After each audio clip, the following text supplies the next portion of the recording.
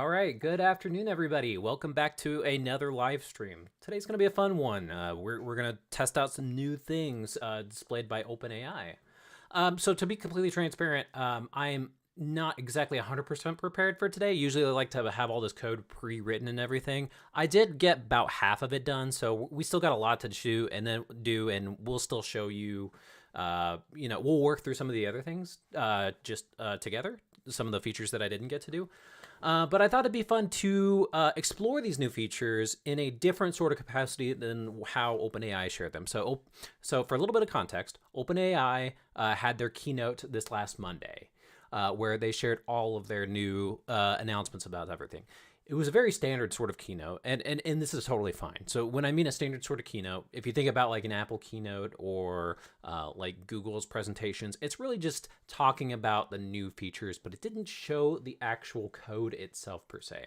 And so that's what I want to do today. Is I actually want to take the conceptual ideas that they shared at the Monday keynote and put them into code and actual demonstration. Some of them are really cool, and then some others I have mixed feelings about.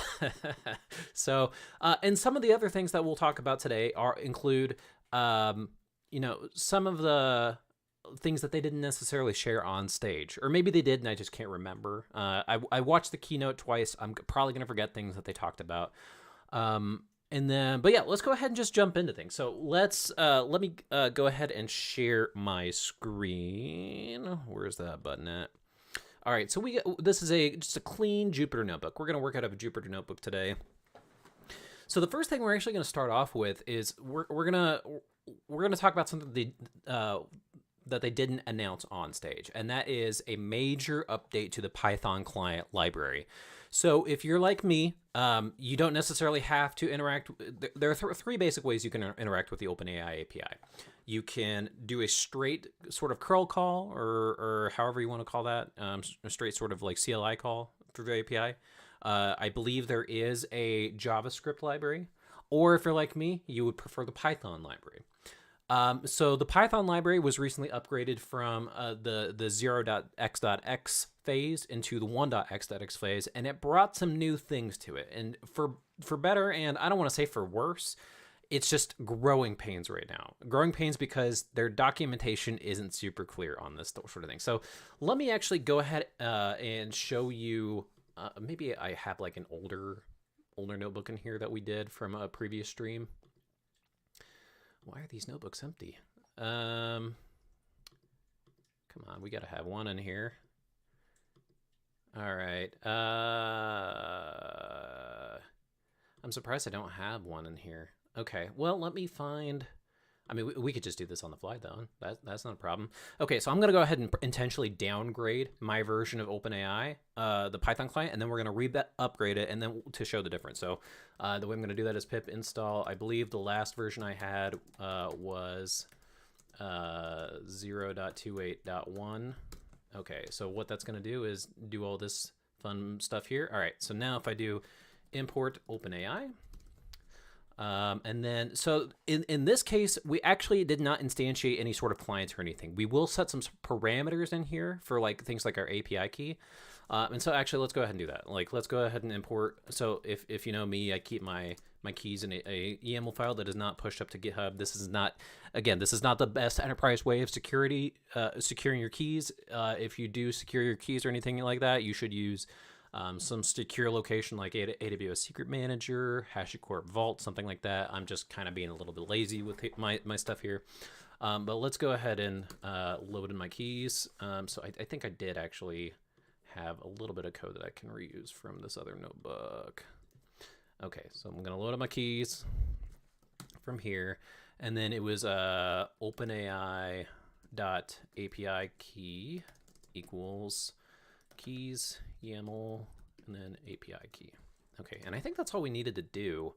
And then, so the way that we used to do this was let's say I wanted to get a response from OpenAI response. Actually, let me make this bigger for you in case this is hard to see, and bigger for me because I'm old man Dave now. So, all right, so OpenAI response equals OpenAI.chat completion dot chat. Hold on. I'm going to have to relook this up because it's been a while since I've done this. Okay, chat completion. All right. Sorry, I should have been a little bit more prepared on this piece, but I'm not. Sorry about that. Maybe there is something in one of these other files here. Okay, so chat.py. I know it's in here somewhere. Chat flow.append, chat responses. This is an older stream that we did.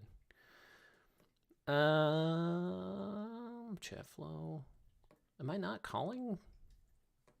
I gotta be. I'm probably just scrolling past. I probably scrolled past it. Like, there it is. There it is. That's what I was looking for. Okay, so I'm gonna go back, copy this back into here. Okay, so this is the way that we used to do it. And then let me rephrase this or refactor this a little bit. In fact, I'm gonna grab this right here. Okay, so the way that we used to do it was like this.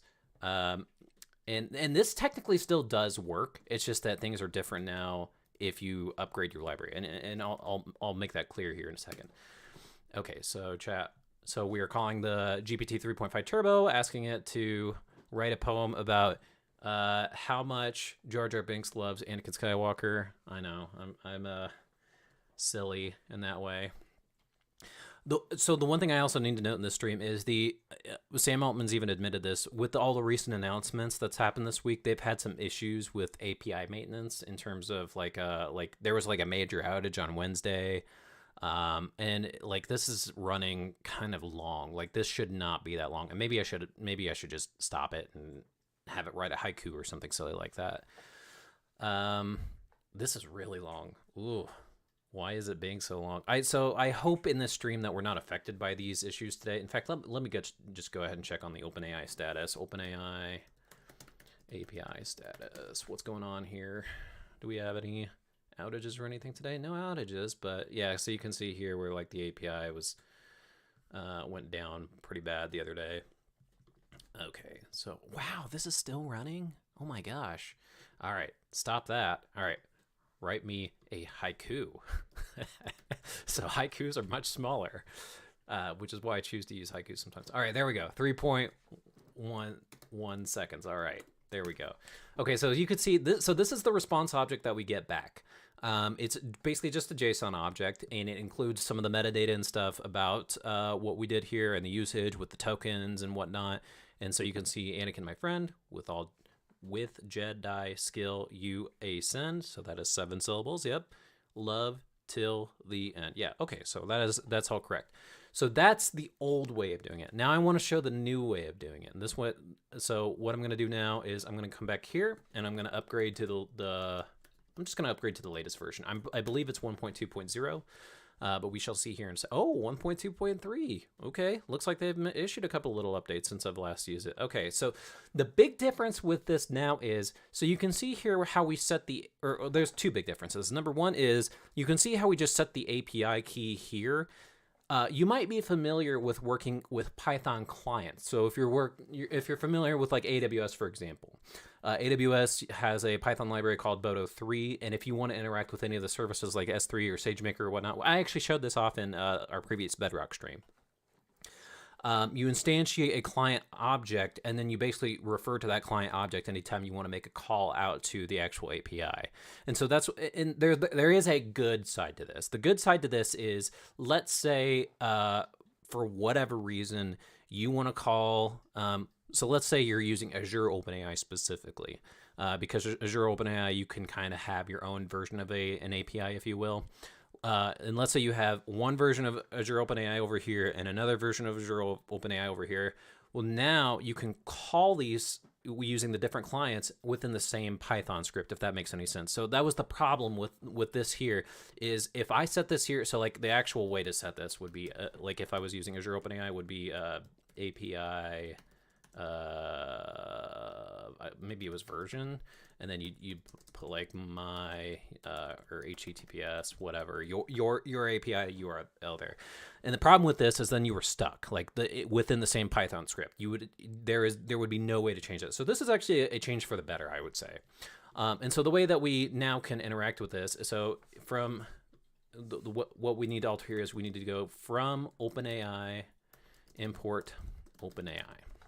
Okay, and if you were using Azure OpenAI, you'd select it Azure OpenAI appropriately down here. Okay, so now,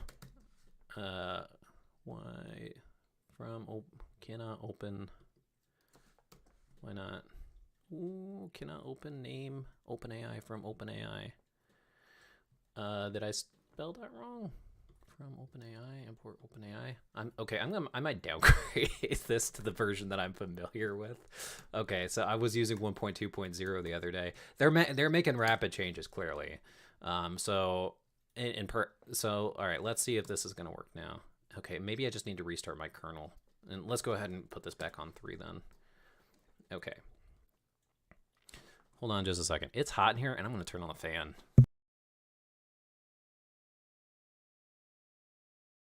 Okay, sorry about that. All right, so if I restart and clear all outputs, then will this now work? Why can I not do this? It cannot import name OpenAI from Azure. Did I not restart the kernel? Maybe I didn't restart the kernel. That could have been my fault. Okay, there we go. All right, so I must not have restarted the kernel. Okay, so the way that we do this then now, I'm gonna call this OpenAI client.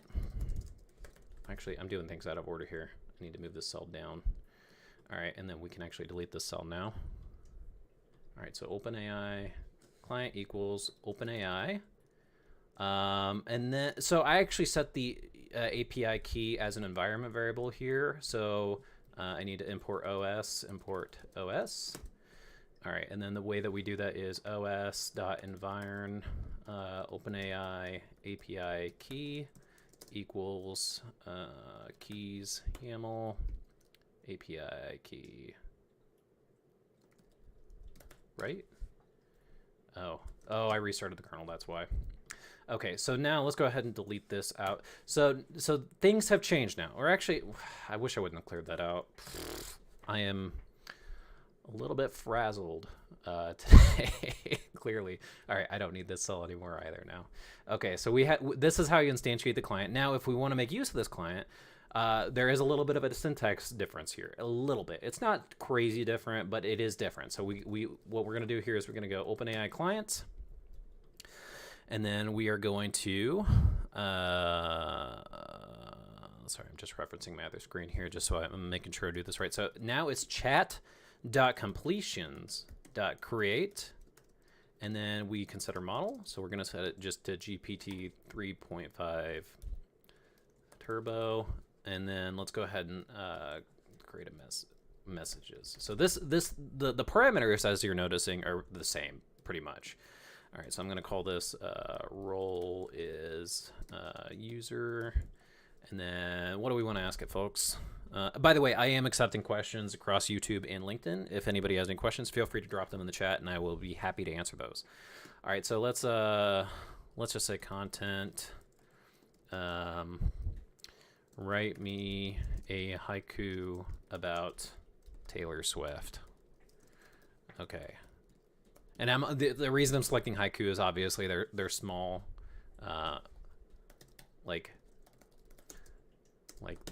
and so we should get a relatively quick output here.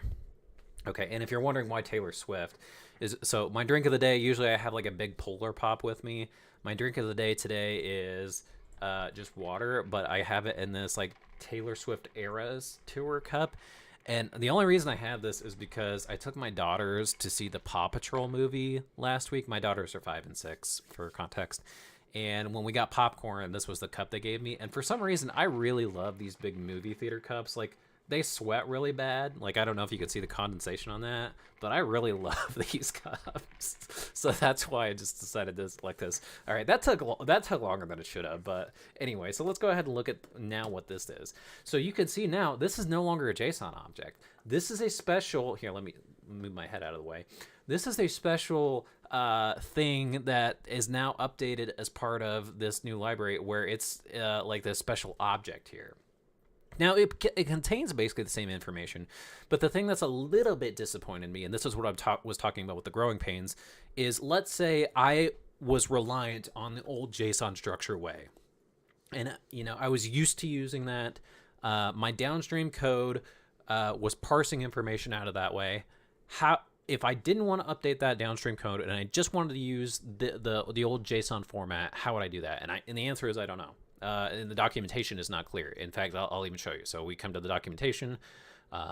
Let's find it. I tried looking for it earlier. So let's API reference chat, and then so you could see it does return. Where's the chat completion object? Yeah, so it does return the chat completion object, but even this is not correct. Like, this is the old one. Like, this documentation has not been updated. So that's I'm calling this growing pains. I trust that OpenAI will get this resolved, but I don't know how to necessarily interact with this new object in the way that I'm used to. Now, you could, like, if I really want it, like, I think I could pull it all together very, I don't want to say easily, but I could. So, like, because all you have to do is, so if you go choices, zero, and then dot message, dot message, like, that's how you get to the content. Yeah, so there's the haiku itself. So Pop Princess Supreme, Taylor's songs touch hearts with ease, swift our melody. Okay, so yeah, it's just different. I don't want to say, and I don't know why they didn't go this way in the first place. It's just again, growing pains, a little bit of a minor annoyance, not a huge deal. You could still get all the same information is still there. It's just not, like, if you're like me, this is a tiny bit frustrating because I'm used to the other way, but not a big deal. All right, so that is change number one, is the change to the Python client. All right, so let's actually talk about some of the changes that happened, that were announced on stage. So let's start off first with GPT-4 Turbo. So what is GPT-4 Turbo? It is basically a newer version of GPT-4. It is blazing fast, at least. So I'm having some issues today, and you can even see at the top of the page here, they admit they're having periodic outages, and that's okay, respectfully. But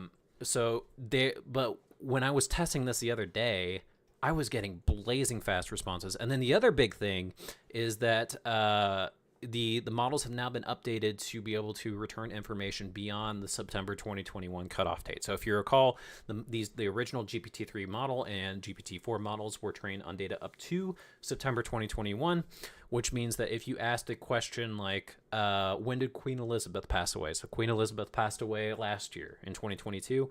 The model would not know that. And it may say it doesn't know that, or it may hallucinate something.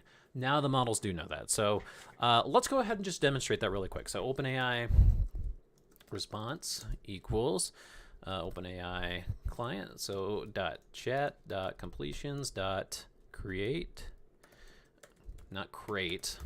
All right, model equals. All right, so I'm going to use the GPT-4 1106 preview model. All right, and then messages equals the list. And then we're going to give it a role is user content. And then let's ask it. So when did Queen Elizabeth pass away? And then I'm going to just steal that because it should be the same thing. Print. All right. Okay. Yeah. Did you see how fast that was? Like, that was so, like, compared to GPT 3.5 on Turbo and the API, like, so that was 18.7 seconds for writing the Taylor Swift haiku and 0.8 seconds for answering this question about Queen Elizabeth. Blazing fast. In fact, let's go ahead and try doing this again with the Taylor Swift thing here. It is impressively fast. Now, obviously, it is not as cheap, which is one of the I'll call it the non-functional announcements of this last keynote, which are extremely appreciated, and that was the price drops. So the price drop, the cost of GPT-4 dropped by 2/3, so it is now 1/3 the cost of what it was. And there was also a price drop with GPT 3.5 Turbo. I don't remember the exact numbers on that one. But yeah, so 1.3 seconds as compared to 18.7 seconds.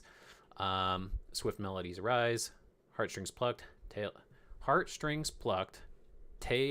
tails spun in verse. Okay. I always get tripped on this if tails is a 2-syllable word or a 1-syllable word. It depends. And then Pop Queen reigns with grace. So the people that are just now joining the stream are probably thinking like, what the heck is going on with his obsession with Taylor Swift today? Again, it's the cup. Okay, so yeah, you could see like it's really impressive, and it's great that the cutoff date has now been updated. Now, I believe the cutoff date has also been updated for GPT 3.5 Turbo as well, so you can also ask the same sort of question. I don't know what's going on with this API, because like this is not just a today issue. Like I was actually having this issue yesterday as well when I tried to call GPT 3.5 Turbo. It was just really slow, and I don't really understand why. But it's greatly appreciated that. So I envision a future where, you know, I always compare it to like the iPhone like evolution. So if you think about the iPhone came out when I was a senior in high school, which I don't know if that dates the iPhone or if that dates me. So I graduated in 2008. And I spent all my hard-earned money. I worked at a Steak and Shake at the time, and then or maybe it had been, no, I think I was working at Bath and Body Works at the time. Yes, I was a sales associate at Bath and Body Works, and I saved up my money, and I loved that thing. But if you look at the iPhone 1 compared to like, so I don't have the iPhone 15. This is an iPhone 14 Pro Max, which by the way, I got the D brand Ghost case this week. Oh my gosh, this thing is slick. Okay, this stream is not sponsored by D brand, but if D brand wants to sponsor me, I will accept that. But anyway, like the iPhone today is nothing like the iPhone 1 from years past. And so I actually imagine a future where there is no GPT 3.5. It's all GPT 4 or GPT 5 or whatever the future is. Okay, so and maybe that's why they're pouring more resources into getting GPT-4 working instead. So that's one thing I wanted to show here. So another thing, I don't know if they announced this on stage, but this is extremely, extremely, extremely appreciated. So let's go ahead and rerun this. So I'm going to just paste this down here. Well, actually, no, I'm going to keep this here so we can just compare the results. So by default, the temperature parameter is set to 0.7, which means we should expect a different result here with the temperature set at 0.7. And as you can see, we do get a little bit of a different result. So one of the big things that people are really interested in terms of the business community is when you ask a prompt into the model, even if the temperature is set at 0.7, you want it to be able to respond the same way every time. And so one of the things that was, I don't know if this was announced on stage or not, but this is a hugely, hugely, hugely, hugely important feature, is the introduction of seeds. So if you're familiar with the random libraries or like the train test split libraries and scikit-learn, things like that, by setting the seed, you are basically saying, okay, I want it to be always this response every single time, even if the temperature is set at 0.7. So I believe, so this is one of those things I've not tried out yet, but I believe it's just a seed. Yeah, seed. So let's go ahead and set it to 42, just because seed equals 42. And let's go ahead and rerun these two cells again. So again, I am not, and let me just prove it to you. So temperature equals 0.8. Let's make it even more non-deterministic. Temperature equals 0.8. All right, I got to put my commas. Can't forget my commas. All right, so these, actually, you know what? Let me just comment these out really quick. Just, well, no, I take it back. We already demonstrated that they are different. But let's go ahead and run this. All right, so, forgot my comma. All right. Pop Queen reigns supreme. Melodies weave through heartstrings. The bottle loves this heartstrings kind of thing with Taylor here. All right, so let's run this again. Now, with the next cell. I haven't run it quite yet, but it should be the exact same result, given that I provided the exact same seed. And it is now. So this is... Oh, wait, no, it's not. This is weird. Let me try this again. Again, I've not tried this particular functionality out, and this actually might be a bug that I'm running into here, because these should be the exact same. Okay. Was it a fluke? Because now they're the same. Let's try one more time. Okay, now they're the same. I don't know what's going on there, but they should always be the same now that you set a seed. So I don't know if what I saw just now with the minor difference was me being silly and I accidentally ran something out of order. I accept that I could have done that, or if there's an actual bug. So be careful with that. You may want to do a little bit of testing, but this is extremely appreciated. This is flew under the radar, but probably arguably one of the most important things that was announced at the conference. Okay. So that really covers GPT-4 holistically. Now, I do want to cover another aspect of GPT-4 that now this next feature is the one that I personally was the most excited about. I think this is the one with the greatest business potential. I've already shared this next feature with my coworkers. Even I'm just like, we got to explore this. This is really cool, and that is the vision capabilities of GPT-4. Now, this has already been a capability that was offered in ChatGPT Plus, and it's this idea. And actually, I do have ChatGPT Plus. Well, no, I'm not going to show it in ChatGPT Plus. We'll just show it in here. But it's this idea that you can pass now in an image, and it will tell you what is in that image. And even cooler is you can actually pass in two images and ask it to tell the difference between the two. So what I imagine how that can be extremely valuable is, let's say you have a very niche sort of thing that you're trying to understand. Like, let's say you're trying to understand, or in terms of images. So let's say you want the model to be able to detect if a house roof has been damaged or something like that. You could pass in maybe like that would be hard, I think, for the model to detect right out. Maybe not. Maybe this is not a problem at all. But what you could do is you could say, okay, here's 5 images of confirmed roofs that have had damage, and then here's a couple that are not damaged. Maybe 5 is a bit much. And then you provide another image and say, okay, now tell me if this one's damaged or not. That is so mind-bogglingly awesome if that works out the way I want it to. So let's start a little bit basic. So I'm gonna import an image of my car, and then I'll have the model describe what it's seeing in the picture to me. So let me go ahead and well, I'm gonna be lazy. I'm just gonna copy this code here to show you like what the image itself looks like before we actually pass it into the model. Okay, so this is my car, and this is parked in front of my parents' house. All right, and so what we're going to do now is we are going to actually pass this into the model. So the first thing that we need to do is we need to base64 encode this image. So we're going to import the base64 library. Let me go ahead and scroll up a little bit here. So import base64. And then so with open, all right, so data car.png, not pong, png. And then I'm going to open that in a read binary format as F. Or image. I'm going to call this B64 image. Base 64. B64 encode. And then F dot read dot decode UTF-8.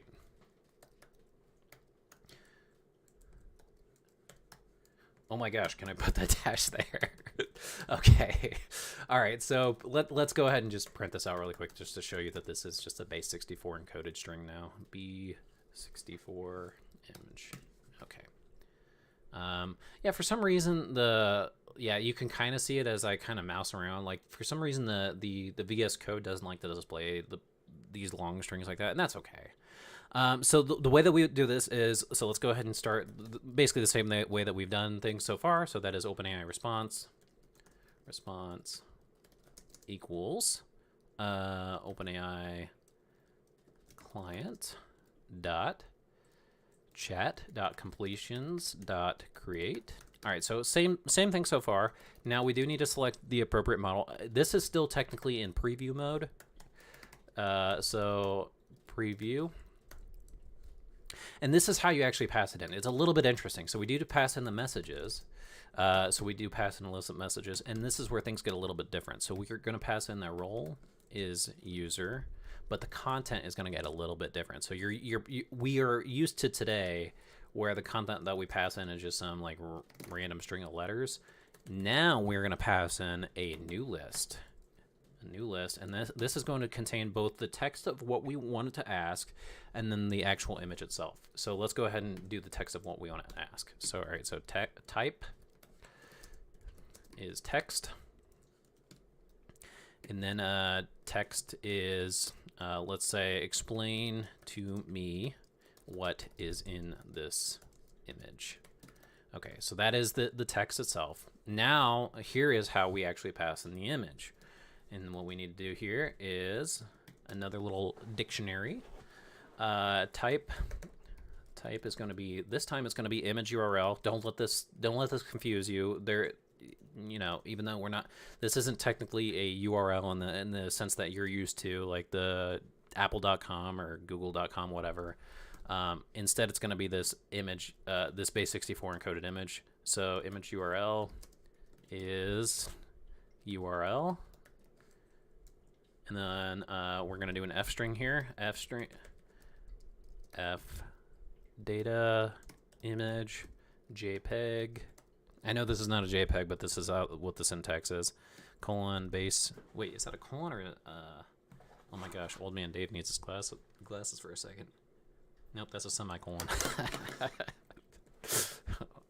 Okay, base 64. All right, now let's pass in our B64 image. B64 image. Okay, and that's it. Well, actually, I do want to increase the token because for some reason by default, if you don't specify max tokens, it only returns back like the first X many. Okay. All right. I wanted to copy this up here.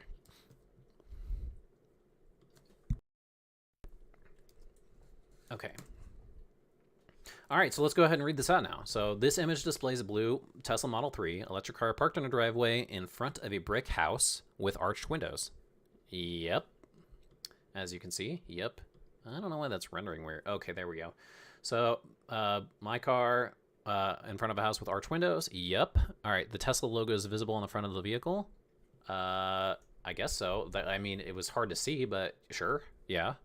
And it has a sleek design with the arrow wheels. I'm surprised it knows this. Like most people, so I actually do have the arrow wheels on my car. They are like, so they're the default wheels that Tesla claims are like aerodynamic. Wow, which are designed to be more aerodynamically efficient. Wow, I needed to just keep reading. It's a sunny day, and the car casts a shadow on the concrete driveway. The house behind the car appears to be well maintained, suggesting a residential suburban neighborhood, which is pretty much spot on. I don't know if you would call where my parents live suburban, but I'll accept it. That is pretty fantastic. That is mind-blowingly amazing. So the possibilities just feel endless here with what you can do here. And so some people have actually done some really cool things. I'd not figured out how to do this, but they basically figured out how to share their screen with ChatGPT and have it look at the screen and then and you can like have a voice interaction with it. And so that'll actually be one of the next things that we demo out here. So you may be familiar with Whisper. We've demoed that in the previous stream. So Whisper basically takes my voice and then converts it to text, but in a way that's just very much spot on, very much more accurate than like the iPhone dictation is today or anything like that. So they would take that. So they would take my voice, convert it to text, pass it through the model, have the model look also whatever's I'm sharing on my screen, give a response back, and then using the new text-to-speech functionality. So, and that's another thing we'll be demonstrating here. Then you could actually play it back and basically have an audio conversation of whatever is going on your screen in real time, back and forth. And then, like, obviously, this is probably not cheap because it's constantly calling the API, but it's just mind blowing, like what the sorts of things that people are coming up with this new technology. So I think this is amazing. And in fact, well, never mind. I was going to take a picture of another car and compare the two. Do I want to do that? Yeah, let's do that because I'm very curious. All right, so let's go find another image of a car. So car image. All right, so I'm just picking out the first one that I see. Save image as another car.png. And then I'm going to put it in where's my repo? I got a lot of repos now, man. All right, so no. Okay. Well, maybe I can just do a PNG. Cuz I don't care whichever one we pick. It's weird that there's a lot of red cars on here. All right, so save image as another car. Okay. So now if we come back in here, let's here, just let me make sure that this is actually going to load up correctly. Car.png. What are you talking about? Did I save in the wrong place? I may have saved in the wrong place. All right, my term. That's not what I wanted. There we go. Repos. CD OpenAI API tutorial. CD data. Oh, it saved it as a JPEG. Okay. Well, can I load a JPEG? JPEG. Okay, so there's that. I'm gonna basically copy this. Another B64 encoded image is all right. So another car.jpg. All right. I don't know that this is gonna work or not. I'm just testing this out. Let's say, tell me the difference between these two cars. All right, so the first one is obviously my Tesla, and this next one is just this random page that we found on the internet. I've not tried this out. I'm very curious though, so let's check this out. All right. Well, actually, you know what? Let's just run this, and then run this again. So I don't know if this is gonna work because I've never tried a JPEG before. I would assume it would work. I don't see why not. All right. I don't know how long this is gonna take, since we're doing 2 images this time.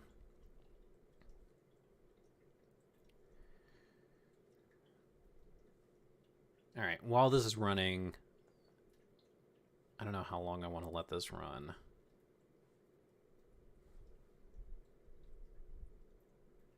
Oh my gosh. Okay, so in the images, and all electric car, all right, pronounced. So this is rendering kind of weird. I don't know why it's rendering so weird. Oh, there we go. All right, so sure, here's some difference between the manufacturer. So the first car appears to be a Tesla Model 3. The second car is a BMW i8. Oh my gosh. Holy crap, this is amazing. So, this worked exactly like I wanted it to. So it gave me a bulleted list of every single difference in a very concise kind of way. Wow. That's a game changer. Like that's mind blowing. So I've never tried that before, but it works. And you can see this is very easy to get going. Like I like it's very, like obviously you got to know Python, of course, but it's not hard to do this. So that's pretty astounding. Those are just some of the notable differences. So that's why it took so long, is because it took this. I kind of wonder if I'm going to hit my quota. So I have a $10 quota on myself. So if I hit $10, then the API cuts me off at the knees. It says no more. But like, wow, that is amazing. All right. So that comes to the end of my prepared content, but there was at least 2 other things I wanted to explore that I just didn't have the time to explore. So the first one is, by the way, this is the whole list of everything that was announced this week. So, I forgot that the GPT-4 Turbo now has 128K context. So for context about the context, the previous longest version of context was Anthropic's Claude 2 with a 100K context. Excuse me. So this is now elevating that even further. And I think they said that this is like 300 pages of like a book or something. Like that's like, I would love to know who's passing in this massive of a context. I'm not. But yeah, they also did announce some new function calling updates, which I have to look into that more because I did not really understand those things. So we did talk about the seed parameter. We are returning log probabilities, but I don't know how valuable the log probabilities are. Like, well, anyway, we'll just get past that. All right. We'll return to the assistance API and GPTs in a little bit. Oh, I forgot about Dolly. Yeah, let's talk about Dolly. I did actually have stuff prepared for Dolly. So this is a little bit of a new thing as well. So Dolly 2 has been available in the API for a while, but now Dolly 3 is available in the API. So let's go ahead and do that. So the way that we do that is OpenAI client equals, I'm going to just borrow from my other code here. I'm just going to straight copy and paste this because I'm starting to get a little bit lazy. Okay, so I'm going to return this URL. Okay. Well, that was boring. Like, why didn't we not change the prompt? We should have changed it to be something more fun. All right, but what this is doing right now is it's generating a white Siamese cat, and then it's going to provide us a URL. Now, the one thing I was trying to get working right before the stream and I couldn't get working is, so this is just going to give us a URL that we can look at. But I wanted to do something different. I'm trying to talk and type at the same time. Revised prompt. Why is there a revised prompt? I wonder what that means. All right, where's this URL? The feline possesses. Why did it revise the prompt? Okay, I don't know what that means. All right, so there's the URL right here, though. So if I click on this should open up in Safari and give me an image of the cat. There we go. Nice little white Siamese cat. All right, so let's try this a little bit differently. I'm very... I wonder if this is like GPT-4 kind of like telling you what's inside of the image, very much like what we were doing above. Like I didn't, so I don't know what this is. Actually, let's look it up. Why not? All right, so files. All right, documentation, image generation. All right. Okay. Create a voiceover for a video. Yeah, I mean this is the sort of amazing thing that people can do. So if you're not familiar, video is basically just a bunch of images stitched together. Like video game players know this quite well. For example, most older video games run at 30 frames per second. Most films run at 24 or 30 frames per second. Most video gamers prefer 60 frames per second. So when I mean frames, I mean just like images. So just imagine like you've seen flip books of old. Well, maybe not. I'm dating myself again. But when I was a kid, they had these things called flip books, and it was basically like this book full of images, and you'd flip it, and it'd be like watching a little movie, basically. And that's basically what the frames are here. So that's what this is doing, is you can actually have GPT-4 go over frame by frame by frame by frame by frame, analyze the whole thing, and have it dictated out through this TTS API. TTS standing for text to speech. Okay, so I don't know what this parameter is, or not parameter, but yeah, attribute. It's odd, but let's go ahead and change this. So what should we change this to? Anybody have any recommendations? Let me think. I don't know. I don't think it's gonna get Taylor Swift right, but let's try it. Taylor Swift going to the movies with a bucket of popcorn under her arm. All right. Oddly specific. This has turned into a weird stream today. Like, I didn't mean for it to get like this. All right, old man David needs his glasses too. I'm tired of squinting. All right, I'm gonna take a sip from my Eris cup. Okay, that finished generating. So let's go ahead and look at the URL. Well, actually, I want to look at the revised prompt. A popular country pop musician with blonde hair walking to. All right, so let's look at the actual image itself.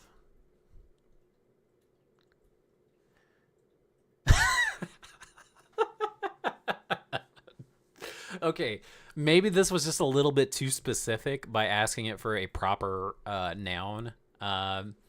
Obviously, this doesn't look like Taylor Swift, and the mouth's a little bit big on this person. But I mean, otherwise, it's pretty good. Like, so let's do something that's a little bit more generic, I guess.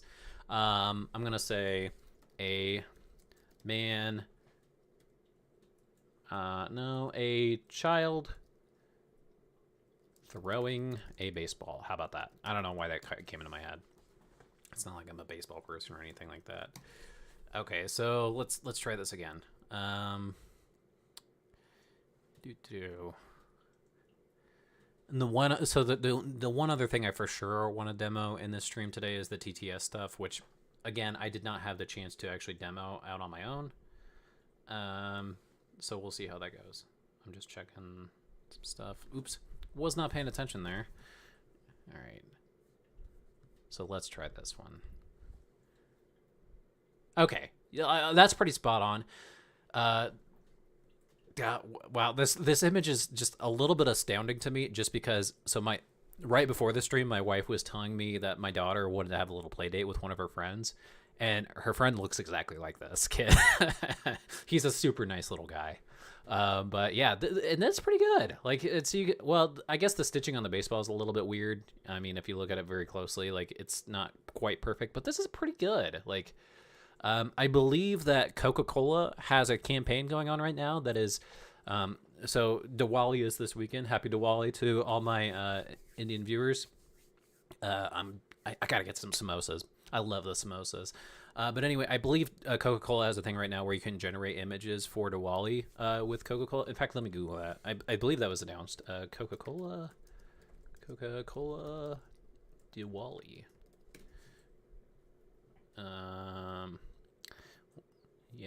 Yeah. So this is what I was talking about here. So very cool, very cool. By the way, so obviously I work for State Farm. We're living in the post-COVID era, but back a couple years ago, when we were all back in the office, when Diwali came around, all my Indian coworkers would gather together and celebrate and invite anybody to come. The only reason I say that is I just miss that. Like, that was so nice of them. Like, they didn't have to do that. Had zero obligation to do that. The food was great. The camaraderie was great. I missed that. So if there's one thing I miss about, like, I do like being a virtual worker now, I guess, except I personally go into the office. I miss those sorts of things. That was always a really fun time. Anyway, so, all right, I'm getting distracted now. All right, so let's go back into here. So that's DALL-E 3. So now you can generate images through the API with DALL-E 3, and you can load them up as base 64 encoded images. The problem is I just couldn't figure out how to get it to decode back. In fact, that's what I was doing. In ChatGPT, I've actually been leaning on ChatGPT a lot recently for learning purposes. So you can see, like here. Like, this code didn't work, but yeah, you can see over here, like, basically everything over here is some form of math or Python or whatever.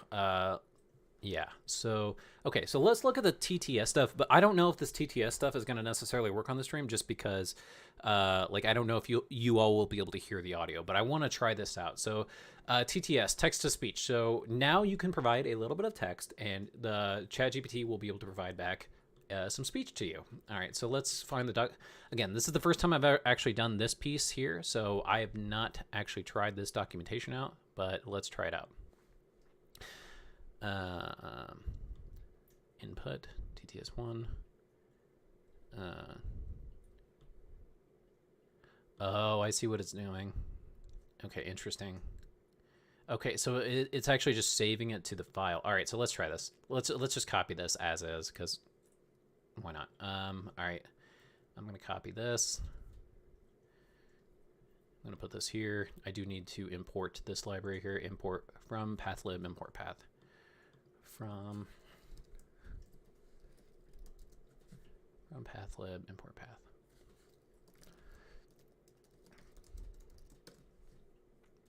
File? What? File is not defined. Where did they define the file at? Slash path file. I wonder. Okay. Well, let's try to run this without this piece here, and just to see what happens.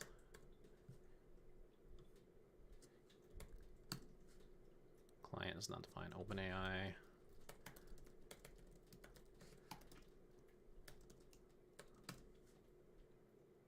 Okay. Response. Okay, so I'm sure this worked. I just don't know how to get it to save into the file now. All right. Let me see if there's some API reference documentation that we can refer to. Audio. All right, so create speech, create transcription. All right, voice. So you can change the voice type. There's like 6 different voices. Response format, speed. All right, but how do I? So this is again another example of where I'm a little bit disappointed that like there's not better documentation here, because I don't know. Like I don't know how to get the like use this object here that we have to actually extract out the text. Like all it says returns the auto file content. Not helpful, guys. Not that helpful. Well, I'm gonna guess that this did work, and I'm just being silly. So, I mean, we can try this again. I guess I'm not sure what this line here does. Name file. All right. Well, I wonder if I can just speech.mp3. OpenAI. Wait, what? Import OpenAI. Oh, so they're not even using a Python? Okay, this is confusing. So they're not even using a client here. Okay, so that should have created a file now. All right, let's open this up in the Finder. All right, let's see if this worked. The quick brown fox jumped over the lazy dog. Okay, I don't know if you could hear that, but that actually did work for me. Okay, so that worked. And that's, let's try this again with something else. Hello to all the people watching out there. Hope you all are having a wonderful day. All right, so let's try this again. Has it finished running? All right. That's pretty quick too. Hello to all the people watching out there. Hope you all are having a wonderful day. Again, I don't know if you could hear that through the stream. My apologies if you can't. That sounded really good to me. So let's change the voice on this, just out of curiosity. So let's change it to, I don't know, Fable. I don't know what each of these are. They're not very descriptive. Like, what's the difference between Echo and Fable? All right, let's try Fable. All right. Hello to all the people watching out there.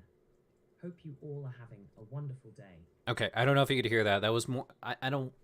It was sort of like a British accent, I guess. It sounded nice though. All right, so let's try Shimmer. Why not?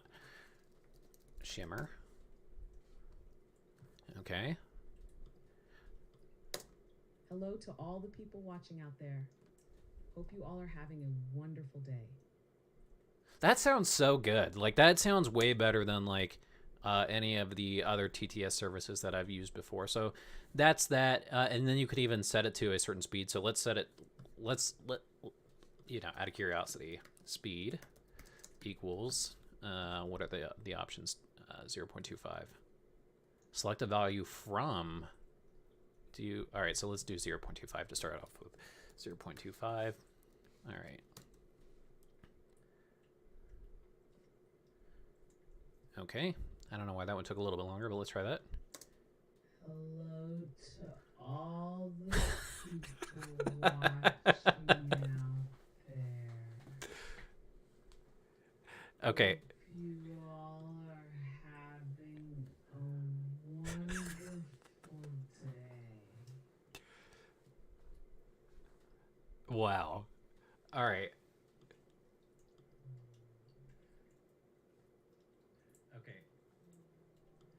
Okay, I don't think you all can hear this very well because I was just testing on my audio stream over here.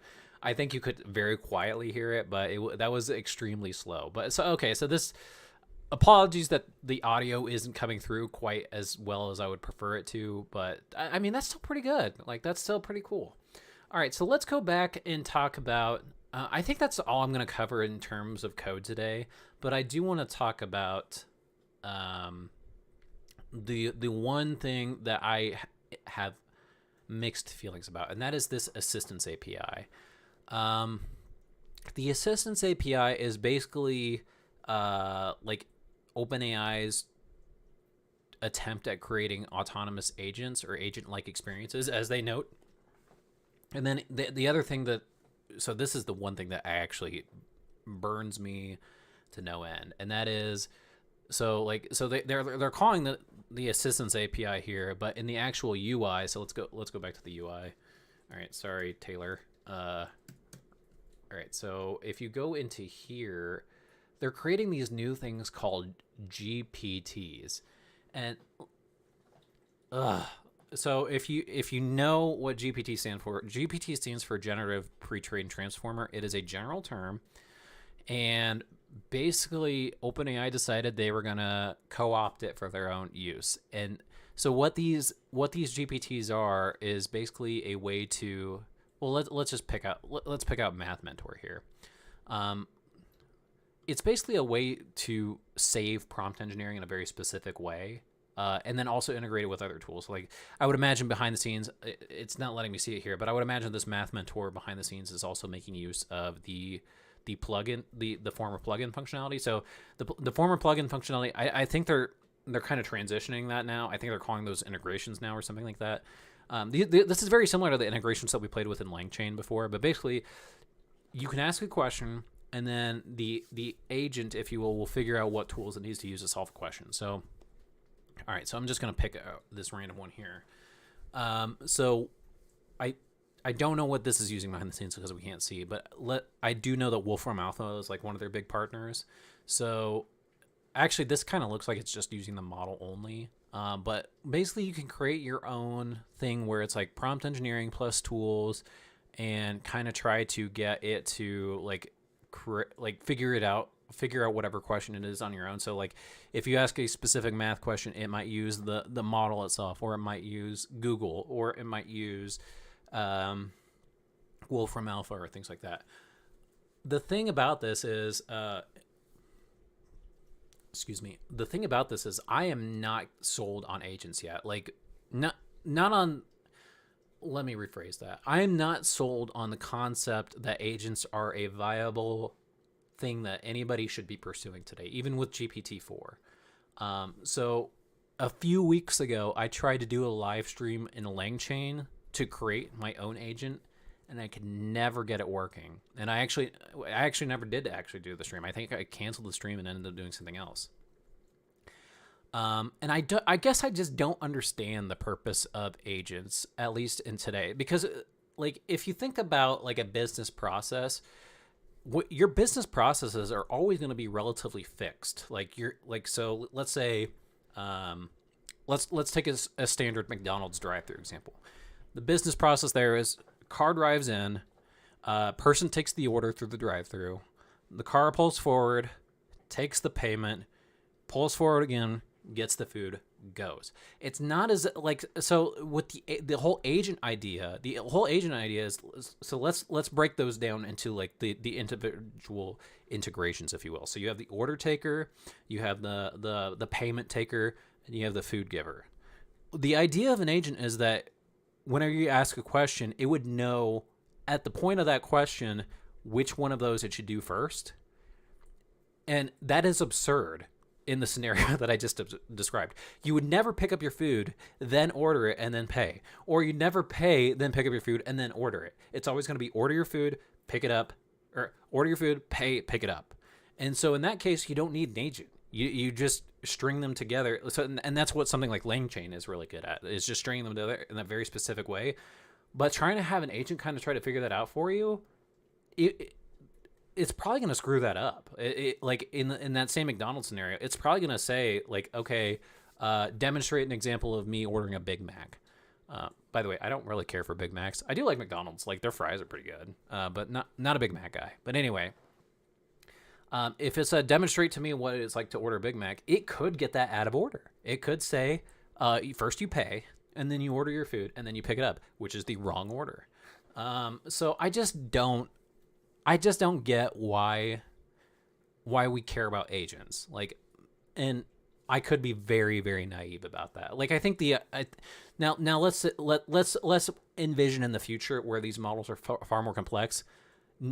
Now we've reached into AGI territory, and so I could actually envision that being really helpful for like a research purpose. So like, let's say, I'm trying to figure out how to solve cancer. Like, this is a pie in the sky idea, obviously. An agent might be helpful here, where you don't really know the direct path to getting how to solve cancer. So like in the McDonald's example, we knew take order, take money, give food. We don't know the path to getting solving cancer. But if you give the models, okay, so here's knowledge about health textbooks or whatever. Here is knowledge about chemicals. Here's knowledge about anatomy. Here's knowledge about physics or whatever.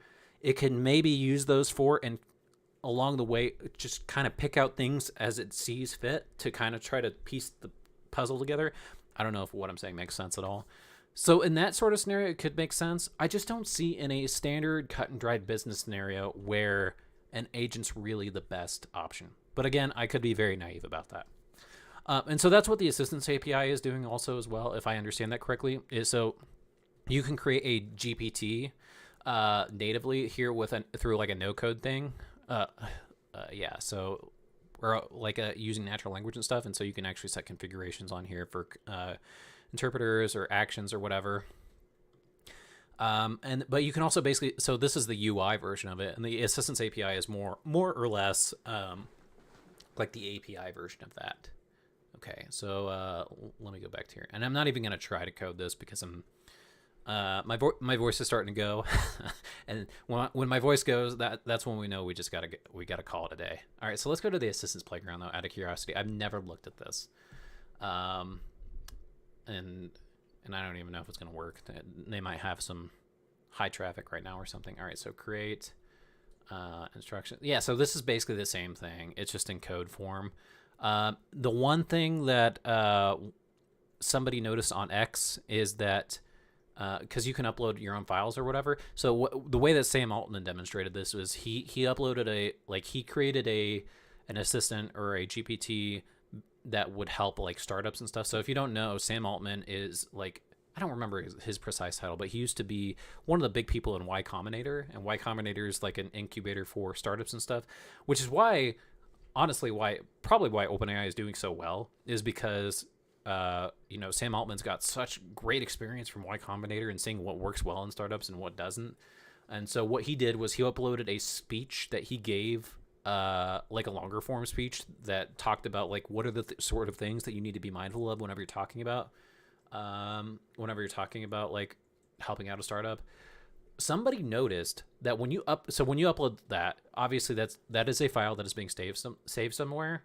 They noticed that OpenAI is charging 50 cents a day per gigabyte of whatever you upload.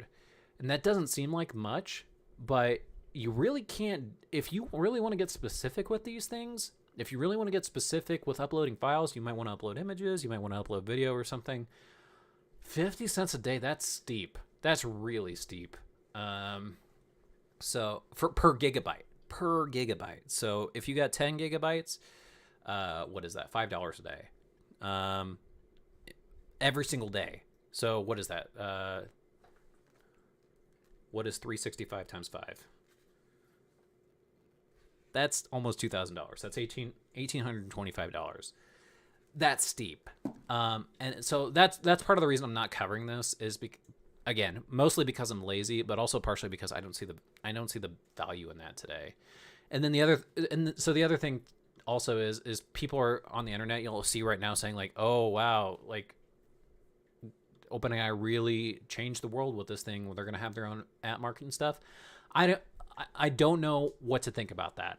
I'm not sold on that idea. And that is because like, So we obviously have like things like Anthropic Claude.